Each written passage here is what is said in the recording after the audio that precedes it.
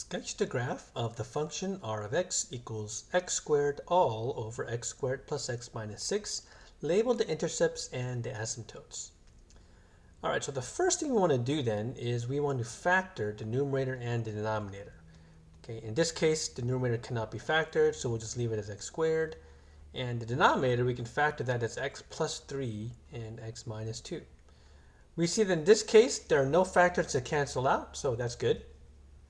Okay, so now we want to find the intercepts and the asymptotes. Okay, there's no particular order here. Okay, but to find the x-intercept, we set the numerator equal to 0. Okay, so in this case, we set x squared equal to 0, and then we get x equals 0, right? So that's the x-intercept. Remember, it's a point, so we'll call it 0, comma 0. Okay. To find the y-intercept, right? To find the y-intercept, we just find r of 0, right? We plug in 0 in for x, and then we see what we get. Now, in this case, we get 0 over negative 6, which of course is still just 0, which makes sense, right? Because the x-intercept was also at 0, 0. Okay. So in this case, the x-intercept and the y-intercept are just the same. This graph will go through the origin. All right, so how do I find the vertical asymptotes? So to find the vertical asymptotes, we set the denominator equal to 0. Now, in this case, there are two different factors. So that tells us that we're going to have two vertical asymptotes, right? So x equals negative 3. Remember, this is a line, okay? And then x equals positive 2. These are lines, so these are where the vertical asymptotes occur. To find the horizontal asymptote, we have to compare the degree of the numerator and the denominator. Let's take a look. The degree of the numerator is x squared, right? So the degree of the numerator is 2, because that is the highest power that we see in the numerator.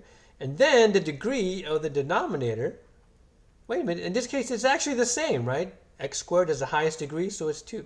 So to find the horizontal asymptote, then we divide the leading terms, right? This is 1x squared divided by 1x squared, right? So 1x squared divided by 1x squared, that's just equal to 1.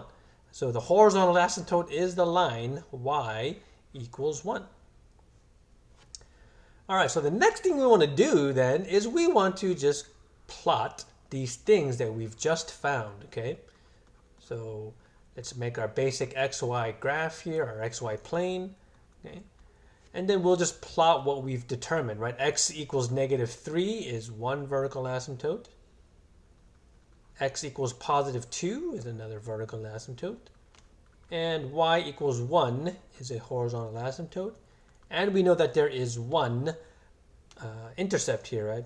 0, 0. All right, so then how do we know what the graph looks like? Or how do we know what the graph is doing? All right, so here's the idea. There are, remember, the graph can never pass a vertical asymptote, right? And they follow the horizontal asymptotes generally. So what we want to look at then is, okay, this on this side of the vertical asymptote, the graph is doing one of two things, right? It's going to go this way and then go follow the vertical asymptote up, or it's going to go this way and then follow the vertical asymptote down. Okay? So just based on this, we can get a pretty good idea, right, of what this graph is going to be doing. And the first thing we notice here is there's no x-intercept here, right? So this graph cannot cross the x-axis down here, which means that the graph probably looks something like this. But how can we tell, right? So to tell, what we want to do is we want to plot a point, right? Let's find, right, what is f of negative 4, right? We'll plug in negative 4 into the function and see what we get. Well, we get, what do we get? We get negative 4 squared, which is 16, over 16 minus 4 minus 6, so we get 16 over 6, which means that when x equals negative 4, the y value is about 3.5, about 2.5, right? About. So that verifies it, right? Okay, I know. Now, we could find f of negative 5, f of negative 6, f of negative 7, right? But, you know, knowing what we know about the shape of the graph, right, we're probably going to be doing something like this. And similarly down here, right? Well, okay, here's a vertical asymptote. So what does that tell us? It tells us we're going to either follow the vertical asymptote. Now, we need to touch this point, right? Because we've determined that that is a point in the graph. And then we can go back up, okay?